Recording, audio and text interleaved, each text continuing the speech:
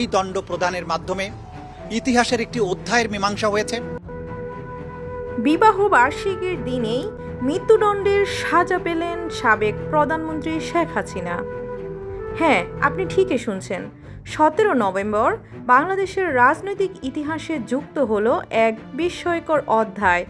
সাবেক প্রধানমন্ত্রী শেখ হাসিনার 53তম বিবাহবার্ষিকীর দিন আন্তর্জাতিক অপরাধ ট্রাইব্যুনাল 1 ঘোষণা করল তার বিরুদ্ধে মানবতাবিরোধী অপরাধের মৃত্যুদণ্ড।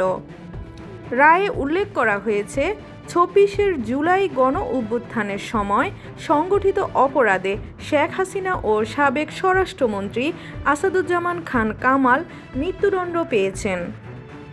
শেখ হাসিনার বিরুদ্ধে 3টি অভিযোগ প্রমাণিত, একটিতে আমৃত্যু কারাদণ্ড, বাকি 2টি অপরাধে মৃত্যুদণ্ড। রায়ের দিন আদালতে আইজিপি চৌধুরী আবদুল্লাহ আল মামুন রাজসাক্ষী হিসেবে গুরুত্বপূর্ণ স্বীকারোক্তি দেন। রাষ্ট্রপক্ষ তার শাস্তি ট্রাইব্যুনালের বিবেচনার উপর ছেড়ে দিয়েছে।